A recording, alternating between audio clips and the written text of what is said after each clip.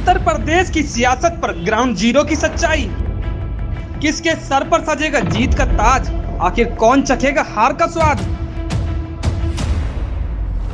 कौन है जनता के करीब और जनता किससे है नाराज?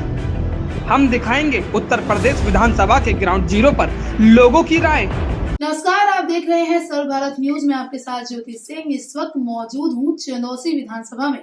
हमारे साथ जो मौजूद हैं उनका नाम है एडवोकेट सचिन कुमार जी और ये आम आदमी पार्टी से चंदौसी विधानसभा से प्रत्याशी हैं, चुनाव लड़ने जा रहे हैं। तो इनके साथ आज हम कुछ खास मुद्दों पर चर्चा करने वाले हैं, जानने वाले हैं कि आम आदमी पार्टी की कौन सी नीतियां हैं जिनके तहत वो अपने क्षेत्र में आगे बढ़ रहे हैं और जनता से संपर्क कर रहे हैं और वोट बैंक को अपनी तरफ खींचने वाले हैं। चलिए शुरू करते हैं, उनसे जानते हैं कि क्या कुछ नीतियां इनकी हैं। सर, सबसे पहले तो स्वागत है आपका हमारे चैनल में। जी, एक परिचय मैं आपका जानना चाहूंगी, हमारे दर्शकों के लिए थोड़ा बताइए किस तरह राजनीति में आपकी शुरुआत हुई और अब तक का आपका सफर रहा।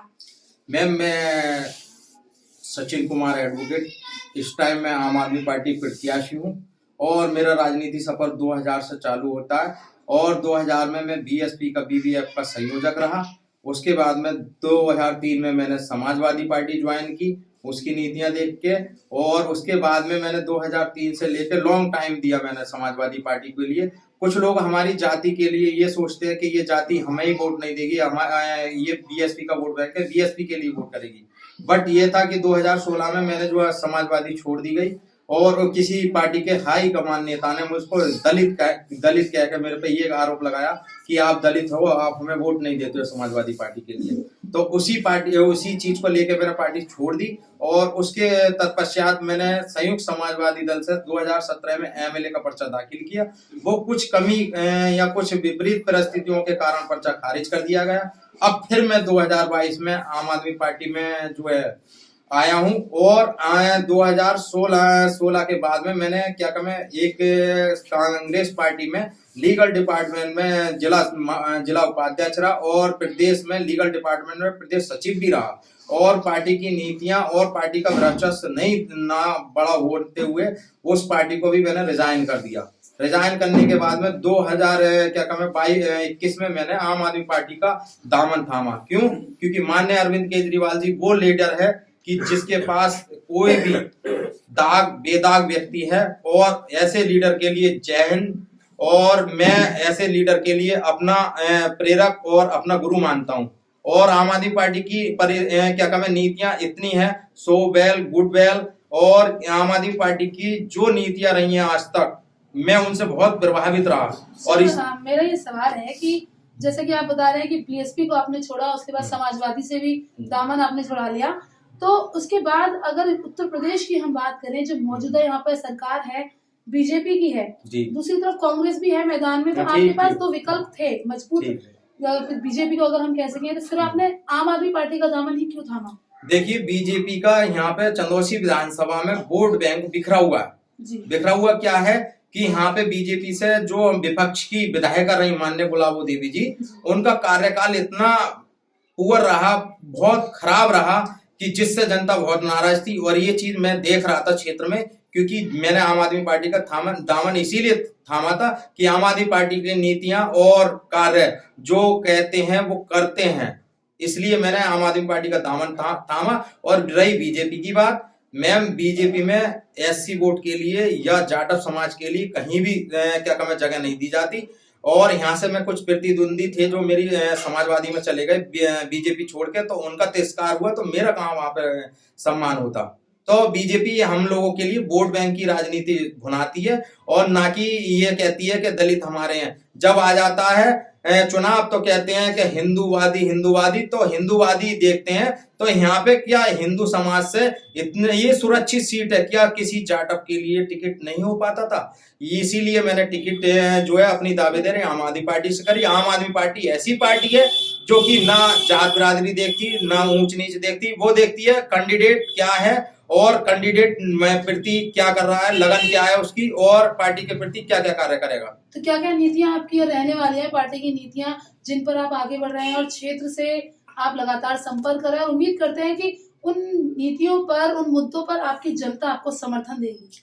देखिए, इस टाइम में जो हमारा मैनिफेस्टो चल रहा है और वो जो दिल्ली मॉडल को लेके हम उत्तर प्रदेश में चुनाव में उतरे हैं, और चुनाव में उतरने के पश्चात हमें रेस्पॉन्स प्लस पॉइंट में मिल रहा है। और आने वाला विधानसभा में ये समझ लीजिए जनता हमें चुन के भेजेगी, और मैं जनता के समक्ष वो कार्य करूंगा जो कि पूर्व में जो विधायक रही और वर्तमान में भी विधायिका हैं, उन्होंने कोई कार्य नहीं किया। आज यहाँ के गली गूंचे और सड़कें देख लीजिए, कोई भी कार्य नहीं किया गया बीजेपी की सरकार के द्वारा। और कहते हैं हमने विकास किया, विकास की गंगा बहा दी। भाई चंदौसी विधानसभा ऐसी नगरी है जो कि यहाँ पे एक बहुत अच्छा गढ़ रहा है बीजेपी का, जिसके लिए इस टाइम में क्या में प्रतिद्वंदी विधायिका जो है बहुत अच्छे मार्जिन से जीती, फिर भी विकास नहीं। तो एक बात बता दीजिए मुझे कि जनता से मैं यही कहना चाहूंगा कि इस बार ऐसी प्रत्याशी को चुनिए जो जनता की बातों पे खरा उतरे, जनता के समक्ष रहे, जनता के बीच में रहकर कार्य करे। ऐसे व्यक्ति को मत चुनिए जो क्या कहें जनता का कार्य नहीं करे और अपने काम में लगा रहे। तो आम आदमी पार्टी की आप जैसे बात करें दिल्ली मॉडल की, सर आम आदमी पार्टी दिल्ली मॉडल पे कामयाब रही है, दोबारा सत्ता दिल्ली में जमाने में कामयाब रही। तो यूपी में अगर हम बात करें तो पहली बार है सर जी आम आदमी पार्टी अपना मतलब किस्मत आजमाने जा रही है।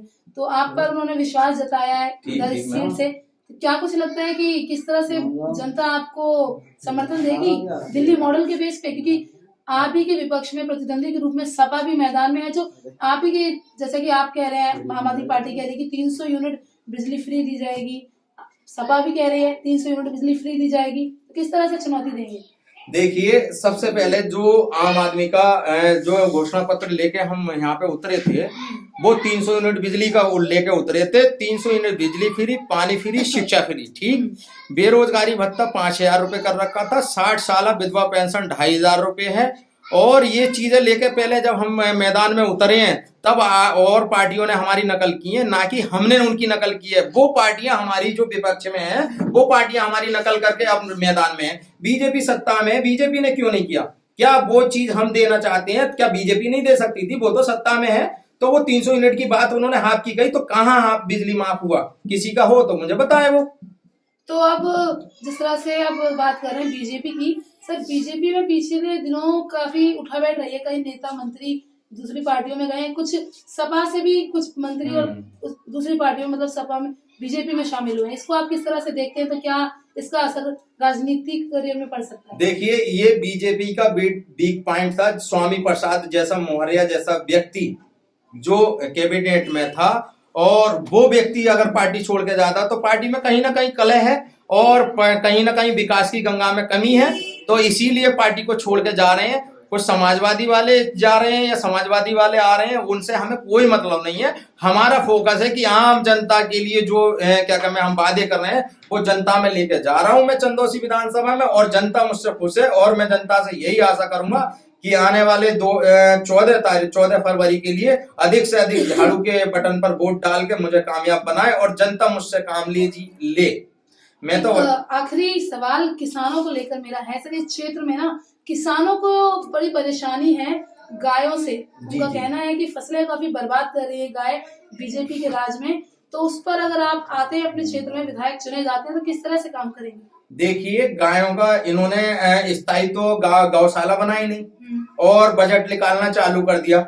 बजट निकालना तो आप स्थायी गौशाला बनाते, उनपे गौ रक्षक के लिए, गांव को पालने के लिए वहां पे 4-4, 5-5 व्यक्ति करते तो उन्हें रोजगार मिलता। नहीं, इन्होंने तो खाली राजनीति की है, राजनीति कर रहे हैं बीजेपी वाले। और अगर मैं यहाँ से चंदौसी विधानसभा से क्षेत्र से विधायक बनता हूँ तो गायों के लिए, गौशालाओं के लिए हर एक जगह वहां पे 2-2 इतनी मैं क्या कहूँ गायों के लिए चारा और हर एक चीज उपलब्ध कराऊंगा। यह गायों के लिए जो भी स्थान उचित होगा। ग्राम समाज की जमीनें बहुत है और इन लोगों ने ग्राम समाज की जमीनों पर कब्जा करके जो है उनके लिए वो बनाए हैं, पर उनकी देखरेख के लिए कोई नहीं बनाया, जिससे कि आज हमारे किसान बहुत दुखी हैं। और मैं जनता में जाता हूँ, किसान यही कहते हैं कि आप बेटे विधायक बन गए तो गाय कैसे रोकोगे? गाय रोकने का बहुत उचित साधन है। देखिए अगर गाय जिस क्षेत्र की होंगी उस क्षेत्र की गायों को कवर करके उस क्षेत्र में वहां पे 2-3 गांव पालकों को रखा जाएगा, जिससे कि वो वेतन जो है, देखिए हमारे बजट से नहीं जाएगा। अगर मेरी विधायक निधि से अगर गायों के लिए अगर कुछ खर्चा भी होगा तो वो जनता का पैसा है, मेरा नहीं है। मैं तो जनता के समक्ष सेवा करने के लिए उतरा हूं। और रही गाय और क्या कहते हैं किसानों की बात, सबसे पहले आम आदमी पार्टी ही क्या कहते हैं किसानों की हितैषी रही है। जो क्या कहते हैं बांदा बॉर्डर पे उस पे अभी सिंध बॉर्डर पे जो है हमारे किसान नेता खड़े रहे, डटे रहे, उन पे भी हमारी आम आदमी पार्टी के माननीय अरविंद केजरीवाल जी, संजय सिंह जी, मनीष सिसोदिया जी, हर एक नेता पहुंचा। और मैं तो ये चाहूंगा कि किसानों के लिए हमने 300 यूनिट बिजली नहीं, पूरा बिजली माफ और केसीसी माफ, और उन किसानों के लिए 24 घंटे में गन्ने का भुगतान। किसानों के लिए क्या चाहिए, उनकी फसल का भुगतान 24 घंटे में हो जाए। 24 घंटे में नहीं होता तो 1 महीने में हो जाए, तब भी किसान सबर करेगा। और पार्टियां क्या करती हैं कि कोई भी कार्य नहीं करती, सिर्फ जुमलेबाजी करती हैं। बीजेपी भी जुमलेबाजी कर रही है, समाजवादी भी जुमलेबाजी कर रही है। हमारी पार्टी ऐसी पार्टी है जो कि अगर जो वादे करती है वो वादों पर खरे उतरती है। और किसानों से मैं यही अपील करूंगा आने वाले 2014 फरवरी के लिए कि अधिक से अधिक वोट देकर मुझे विधानसभा पहुंचाएं और आम आदमी पार्टी को कामयाब बनाएं। चलिए, बहुत बहुत शुक्रिया सर हमें समय देने के लिए और हमारे साथ जुड़ने के लिए। उम्मीद करते हैं कि सचिन जी के जवाब हमारी जनता को पसंद आएंगे और वो उनसे सहमत होगी। फिलहाल के लिए बस इतना ही। जुड़े रहिए हमारे साथ और देखते रहिए सर्व भारत न्यूज। धन्यवाद।